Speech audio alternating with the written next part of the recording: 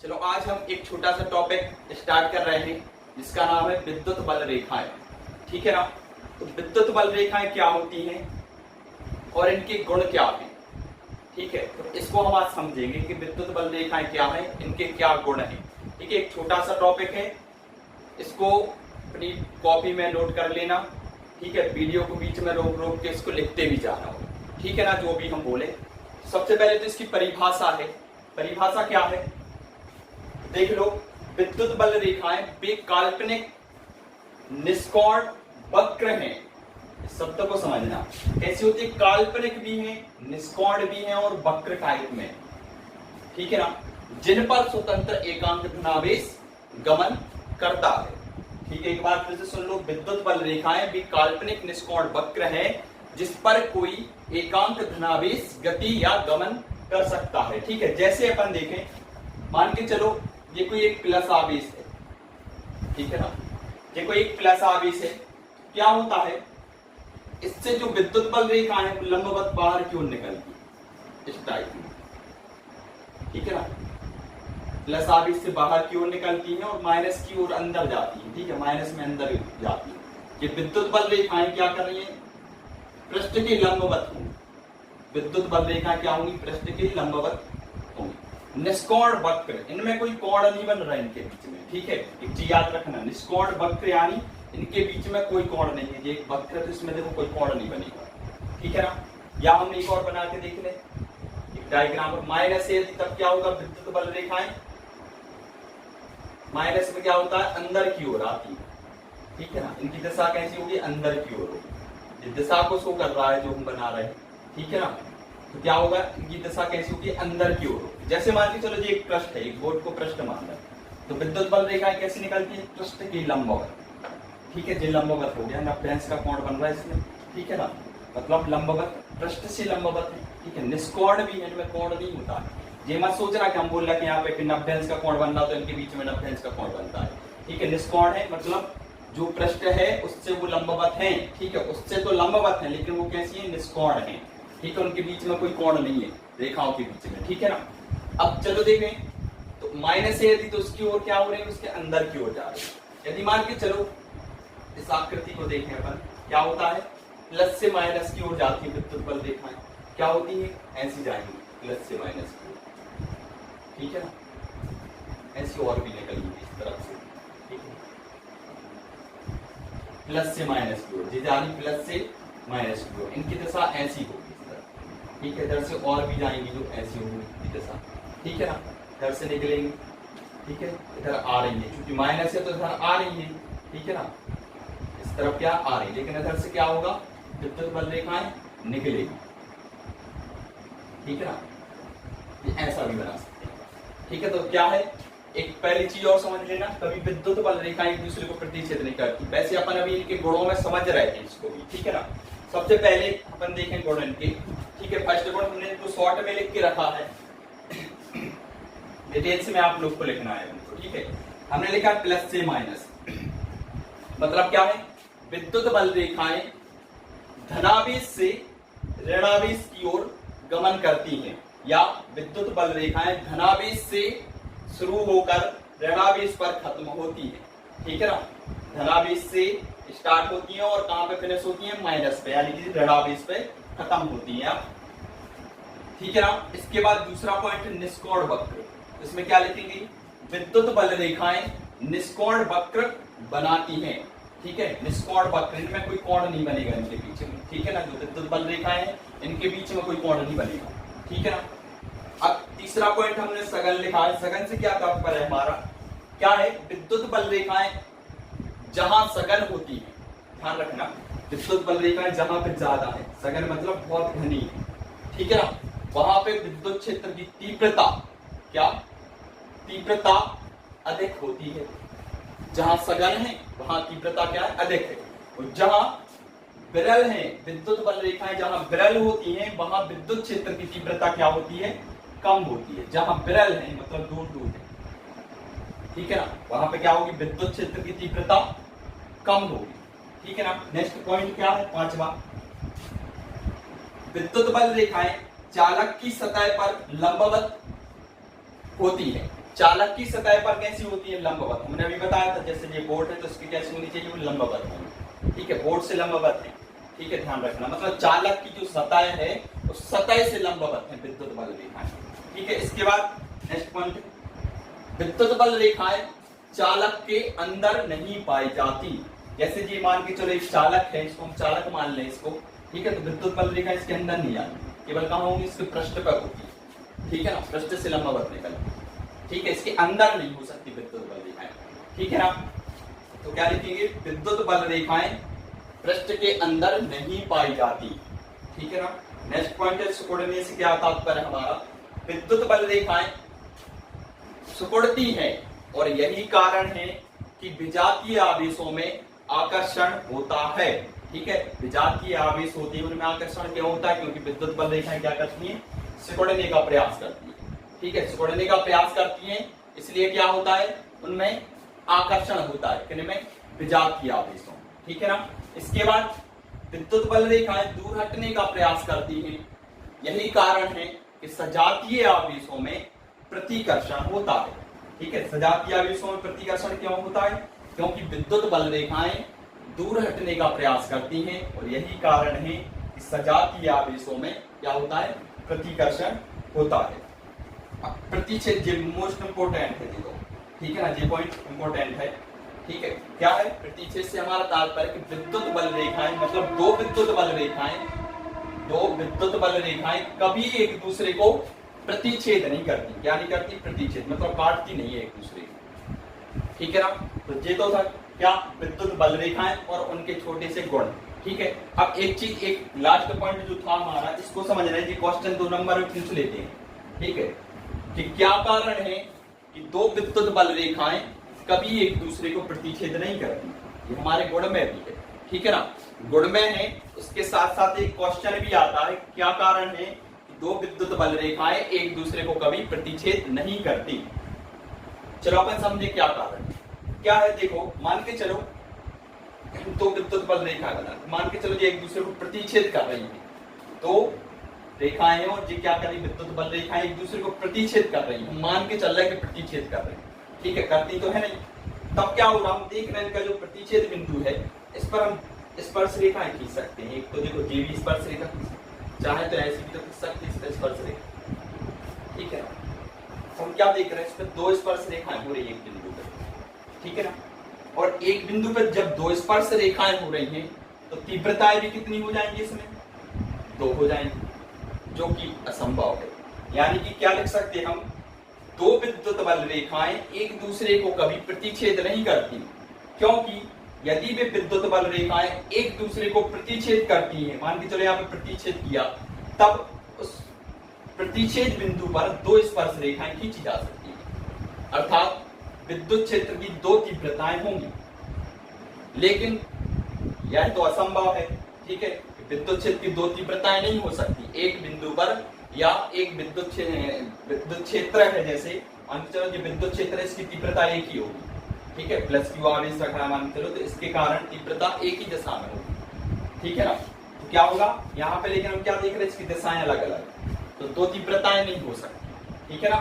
क्या लिखेंगे हम, दो विद्युत बल रेखाएं एक दूसरे को कभी प्रतिच्छेद नहीं करती, क्योंकि यदि वे विद्युत बल रेखाएं एक दूसरे को प्रतिच्छेद करेंगी तो उनके प्रतिच्छेद बिंदु पर 2 स्पर्श रेखाएं खींची जा सकती है, अर्थात उन पर 2 तीव्रताएं भी होंगी, जो कि असंभव है, ठीक है ना। समझ में आया ना। तो ये छोटा सा क्वेश्चन है, जो 2 नंबर में पूछ लेते हैं इस क्वेश्चन। इसके बाद है एक समान या समरूप विद्युत क्षेत्र। एक समान विद्युत क्षेत्र क्या होता है, एक समान विद्युत क्षेत्र, उसके नाम में ही देखो समझ में आ रहा है, एक समान मतलब क्या होना चाहिए, प्रत्येक जगह क्या होना चाहिए, समान होना चाहिए। कैसे, किसी विद्युत क्षेत्र के प्रत्येक बिंदु पर,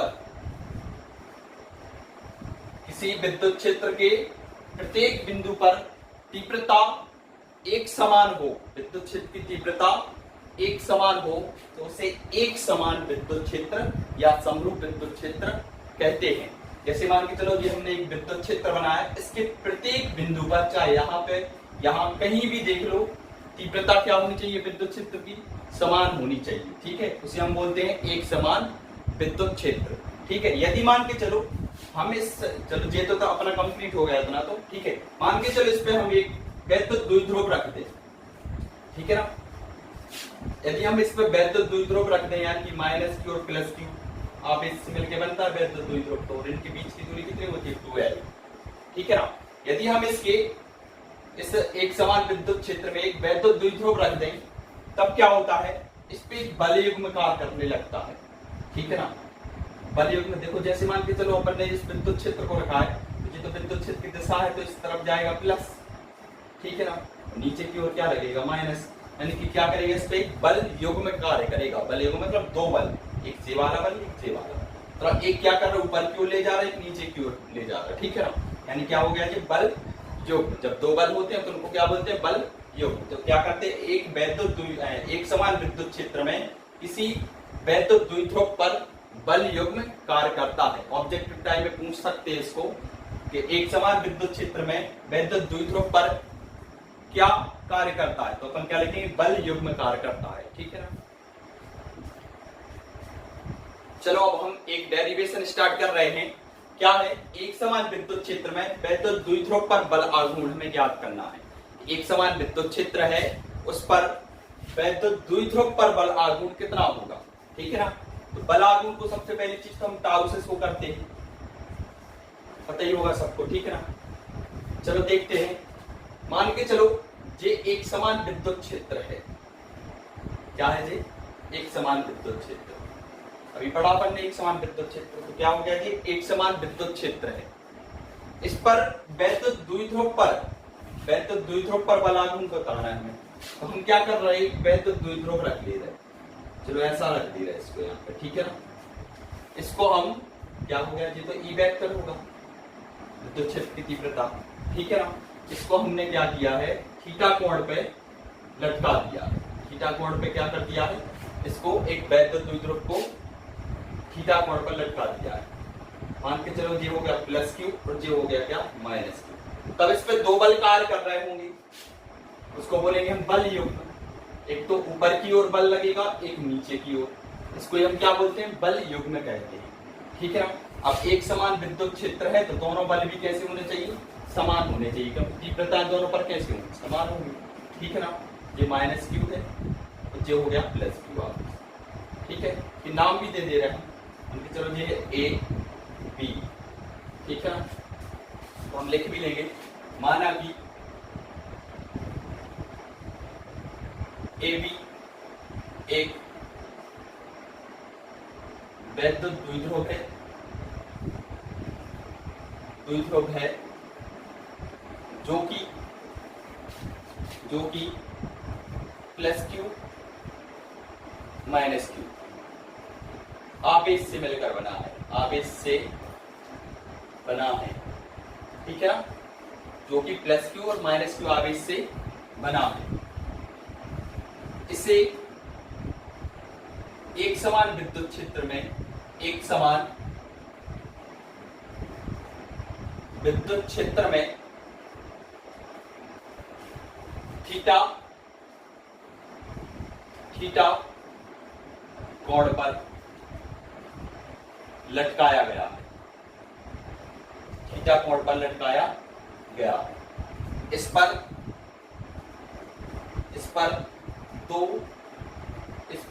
दो बल कौन कौन से होंगे, देखो सबसे पहले तो निकालना देखा पर कैसे निकालेंगे बल। देखो हमें पता है E बराबर का क्या होता है, F अपॉन Q होता है ना। E बराबर F अपॉन Q, तीव्रता बराबर बल बटे आवेश। हमें यहाँ से बल निकालना तो क्या करेंगे, हम इसका त्रिज्या गुणा कर लेंगे, यानी F बराबर कितना आ गया, QE, क्या हो गया, QE, ठीक है। तो हम यही लिख रहे हैं, इस पर दो बल QE और दूसरा भी QE, क्योंकि समान है, एक समान विद्युत क्षेत्र है तो दोनों समान है, ठीक है। कार्य करेंगे, ठीक है ना, इतना समझ में आया, ठीक है। अपन को इसमें इसे लिखना है, ये हमने देखो एक समान विद्युत क्षेत्र बनाया है, इसमें एक वैद्युत द्विध्रुव रखा है जो कि प्लस क्यू और माइनस क्यू आवेश से मिलकर बना है। इसको एक समान विद्युत क्षेत्र में थीटा कोण पर लटकाया गया, इस पर बल योग में कार्य करेंगे, ठीक है, इस पर बल योग में कार्य करेंगे या दो बल कार्य करेंगे, बात बराबर है, ठीक है ना, दो बल कार्य करेंगे या एक बल योग, ठीक है ना, दो बल मिलके बनाएंगे बल योग, ठीक है। चलो देखते हैं, सबसे पहले हमें क्या करना है, तब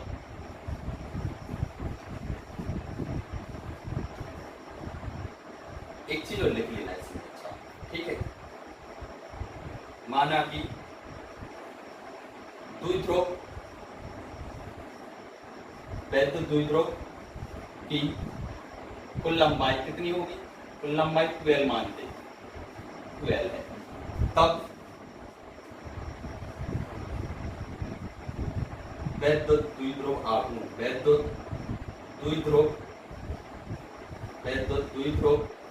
आघूर्ण कितना होता है, आघूर्ण P बराबर 2Ql, ठीक है ना, इसको अब यहीं छोड़ देना।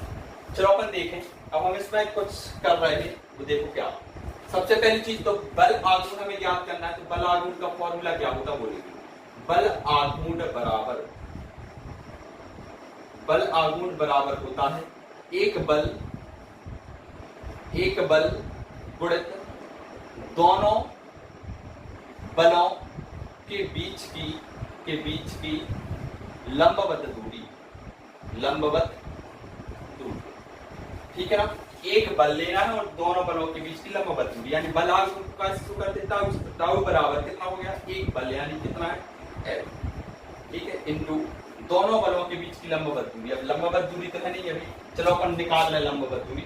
देखो क्या है, एक बल तो ये है लग रहा है और एक बल ये लग रहा है, ठीक है ना, यहाँ पे लग रहा है, इनकी लंबवत दूरी क्या होगी, लंबवत यानी कि इसको अपन ऐसा थोड़ी बढ़ा देगा इस तरफ को, ठीक है ना, तो यहाँ से लेके यहाँ तक ये होगी लंबवत दूरी, इसको हम नाम दे रहे भी है तो इसको सी दे देगा, ठीक है ना, यानी कितना होगा AC होगा, लंबवत कितना होगा जे होगा ना लंबवत, ठीक है, इसको AC लिख देगा, ठीक है।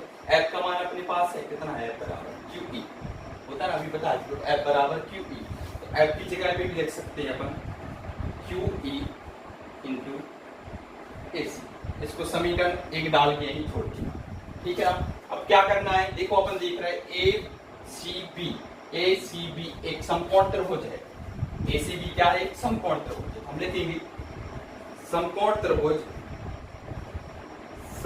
त्रिभुज ACB में, इसमें साइन थीटा लगा दे रहे हैं, साइन थीटा बराबर क्या होता है, लंब बटे क्या होता है, लंब बटे कर्ण होता है ना, लंब बटे कर्ण, साइन थीटा बराबर क्या हो जाएगा, साइन थीटा बराबर लंब कितना है, यही अभी तो डाला अपने लंब यानी कि AC, तो कर्ण कितना है, कर्ण कौन सा समकोण के सामने, यानी टोटल कितना है AB, इसको लिख दे रहा बटे में है, ठीक है, कितना AB, चलो यहाँ पे कर दीजिएगा, इसका मान रख दो साइन थीटा, तो जो कहते हो साइन थीटा बराबर देखो AC भी जो कहते हो, इसका इसकी कोई वैल्यू है नहीं अपने पास, AB की वैल्यू है, लेकिन AB क्या है, वैद्युत द्विध्रुव, इसकी कुल लंबाई कितनी है 12, तो 12 लिख सकते, इधर से AC का मान निकाल लो, AC बराबर कितना हो गया 2L into sine theta, AC का मान समीकरण 1 में रख दो, अपन लिखेंगे AC का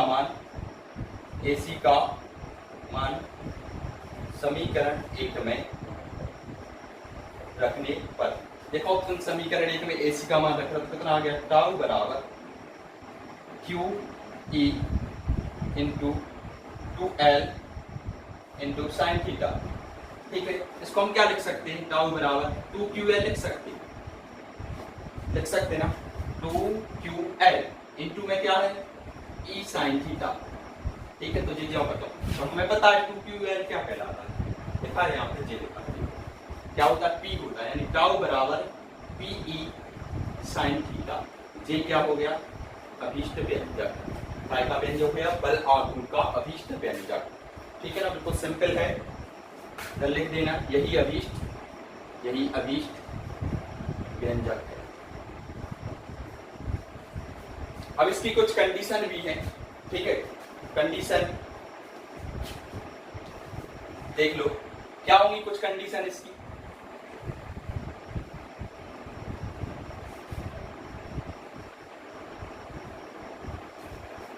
अपने पास फॉर्मूला है कितना, टाउ बराबर PE साइन थीटा, तो अधिकतम बल आघूर्ण कब होगा, एक चीज बताना, अधिकतम बल आघूर्ण कब होगा और न्यूनतम बल आघूर्ण।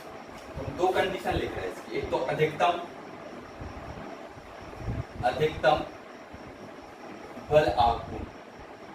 अधिकतम बल आघूर्ण कितना होगा? तो देखो सबसे पहली चीज तो अधिकतम बल आघूर्ण के लिए हमें क्या देखना चाहिए?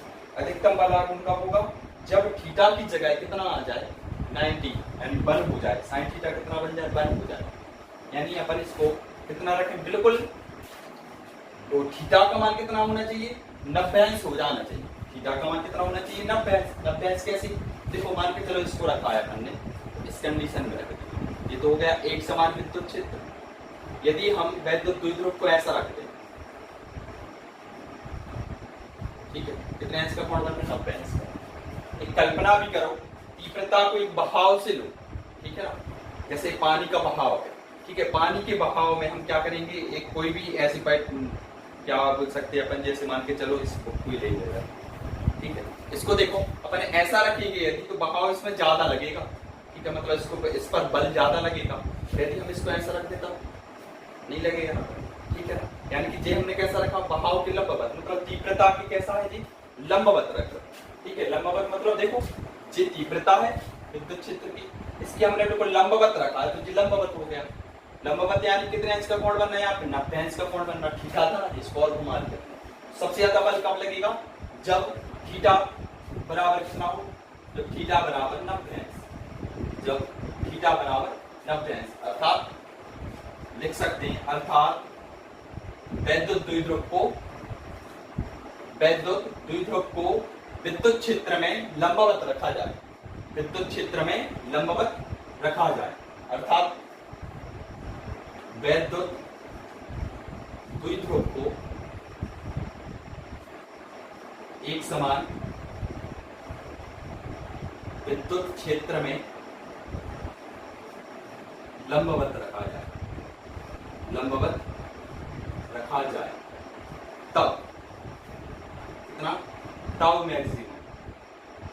मैक्सिमम इक्वल टू कितना हो जाएगा? देखो हमें पता है पीई साइन थीटा होता है, यानी कि पीई इंटू साइन कितना हो जाएगा? 90, और साइन 90 का मान कितना होता है? 1, यानी टाउ मैक्सिमम कितना हो जाएगा?